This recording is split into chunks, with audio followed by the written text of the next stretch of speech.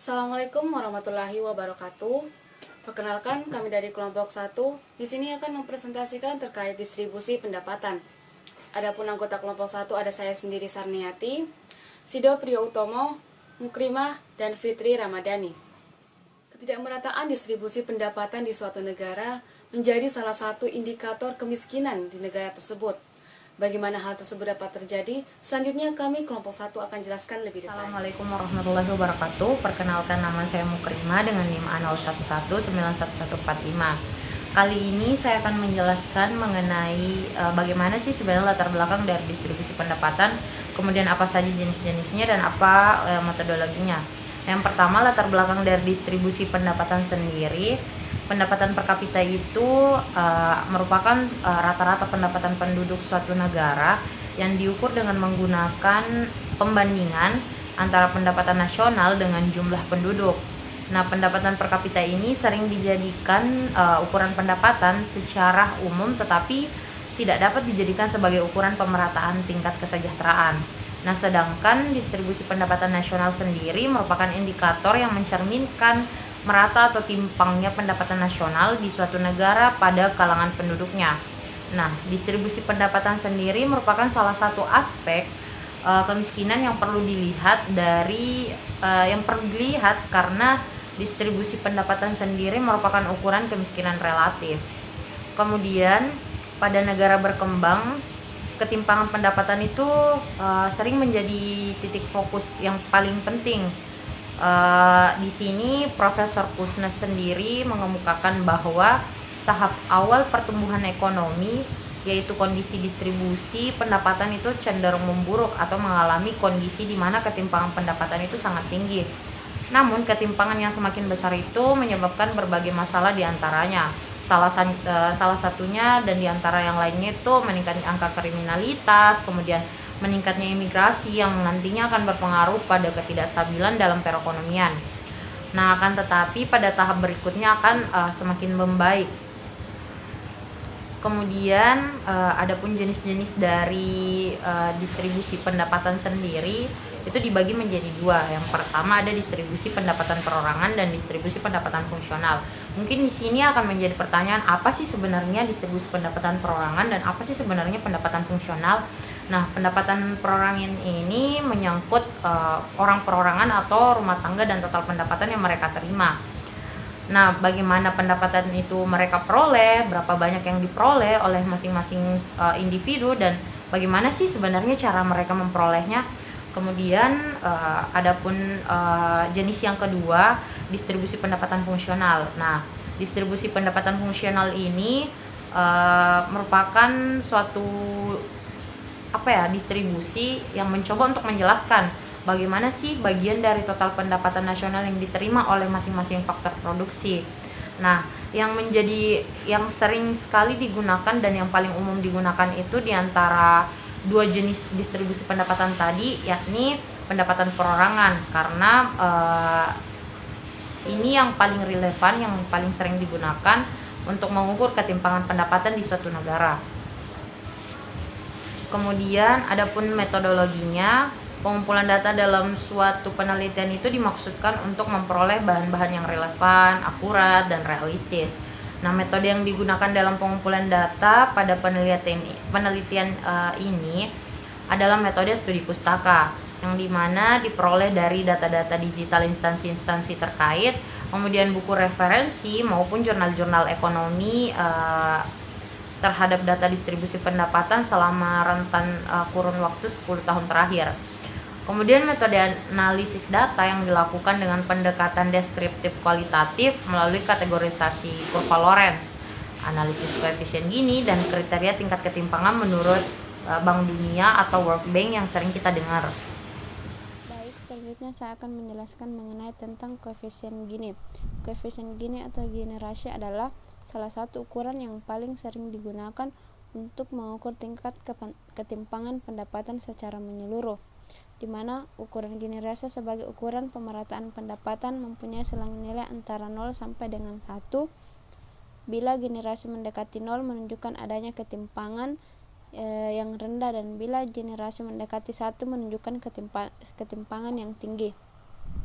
Untuk menghitung besarnya nilai koefisien Gini rasio digunakan rumus sebagai berikut, yakni GR atau angka Gini rasio sama dengan 1 dikurang sigma FPI atau frekuensi penduduk dalam kelas pendapatan dikali FCI atau frekuensi kumulatif dari total pendapatan dalam kelas pendapatan ke I, dan ditambah FCI kurang 1 atau frekuensi kumulatif dari total pendapatan dalam kelas pendapatan ke I kurang 1. Untuk indikator ketimpangan berdasarkan indeks Gini dapat dilihat ketika nilai rasio Gini lebih kecil dari 0,35, maka tingkat ketimpangan tersebut dikategorikan rendah. Ketika nilai rasio Gini itu 0,35 sampai 0,5, maka tingkat ketimpangan tersebut dikategorikan sebagai sedang. Apabila nilai rasio Gini lebih besar dari 0,5, maka tingkat ketimpangan tersebut dikategorikan sebagai tingkat ketimpangan yang tinggi. Untuk metodologi selanjutnya yaitu kriteria Bank Dunia atau World Bank yang juga sering disebut sebagai indikator untuk mengetahui tingkat ketimpangan distribusi pendapatan.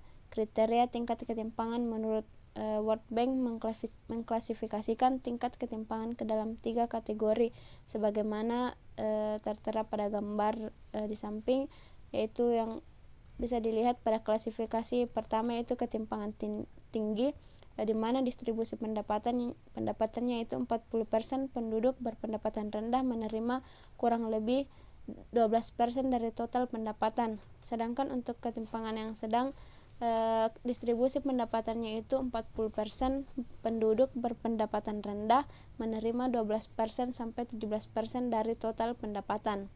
Sedangkan untuk klasifikasi pada ketimpangan rendah, distribusi pendapatan itu 40% penduduk berpendapatan rendah menerima lebih besar 17% dari total pendapatan. Selanjutnya kategorisasi dengan menggunakan metode kurva Lorenz. Kurva Lorenz yang diperkenalkan oleh Konrad Lorenz, seorang ahli statistik dari Amerika Serikat pada tahun 1905. Kurva tersebut menunjukkan hubungan kuantitatif antara persentase penduduk dan persentase pendapatan yang mereka terima dalam kurun waktu tertentu. Bisa dilihat pada gambar tersebut, sebuah garis diagonal digambarkan melalui titik origin menuju sudut kanan atas dari bujur sangkar tersebut. Setiap titik pada garis diagonal tersebut menunjukkan bahwa persentase pendapatan yang diterima sama persis dengan persentase penerimaan pendapatan tersebut. Dengan kata lain, garis diagonal tersebut menunjukkan distribusi pendapatan dalam keadaan kemerataan sempurna atau perfect quality. Oleh karena itu, garis tersebut biasa juga disebut dengan garis kemerataan sempurna. Jadi, semakin jauh kurva Lorenz dari garis diagonal atau garis kemerataan sempurna, semakin tinggi derajat ketidakmerataan yang ditunjukkan. Semakin tinggi derajat ketidakmerataan, kurva Lorenz ini akan semakin melengkung atau cembung dan semakin mendekati sumbu horizontal pada sebelah bawah. Selanjutnya, mari kita perhatikan map distribusi rasio Gini dunia.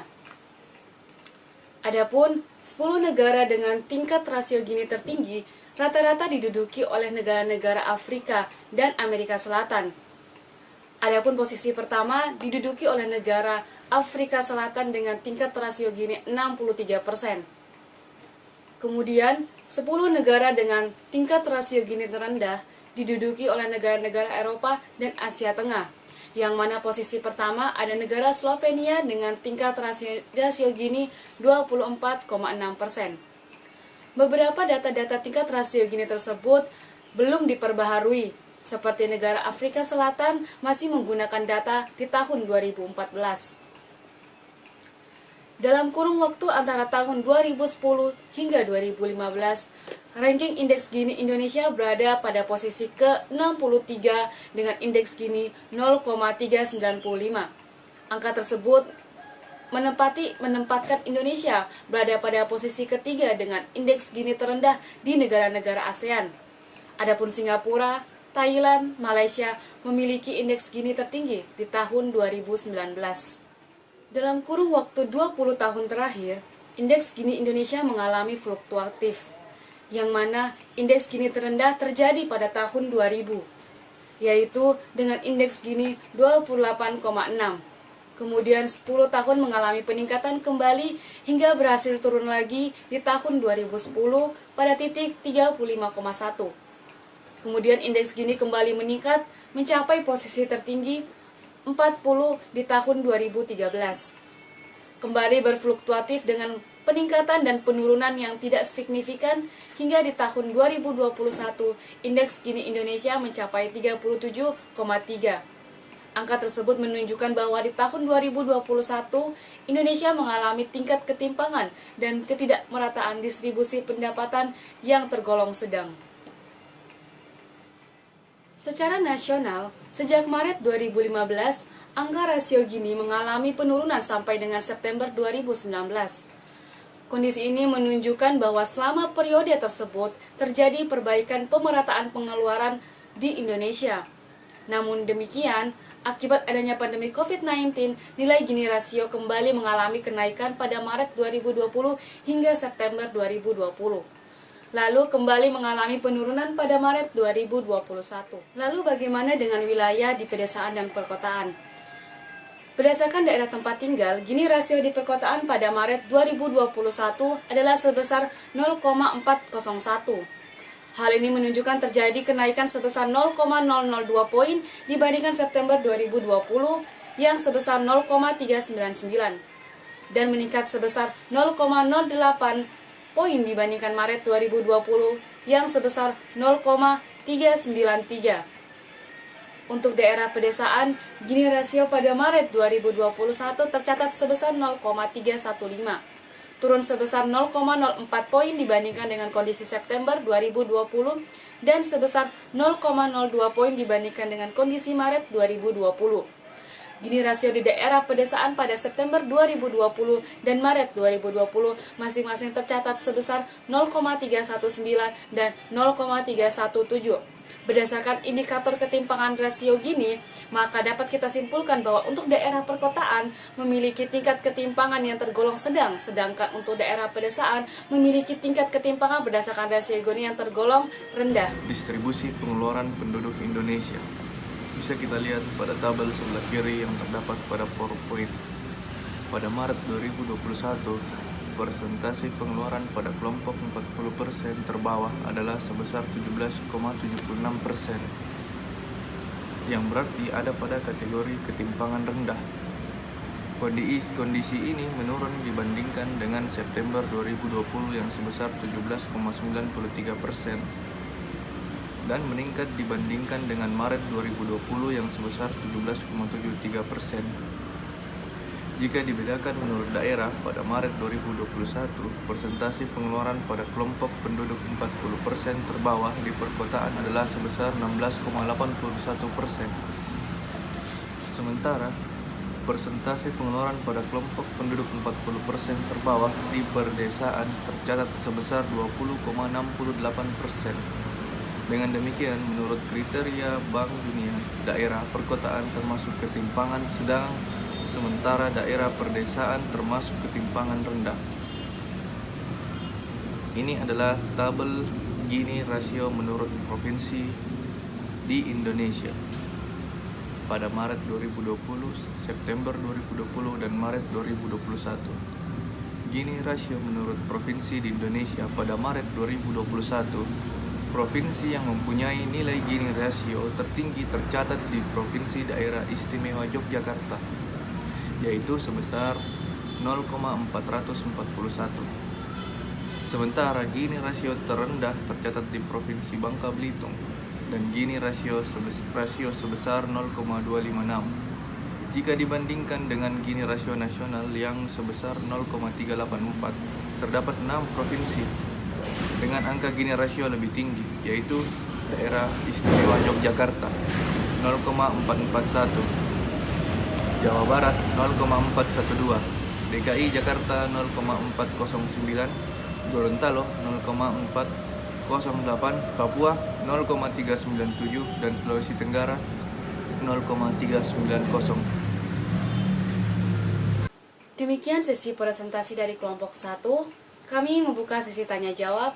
Silakan teman-teman untuk mendrop pertanyaannya di kolom komentar melalui Google Classroom. Sekian, wassalamualaikum warahmatullahi wabarakatuh.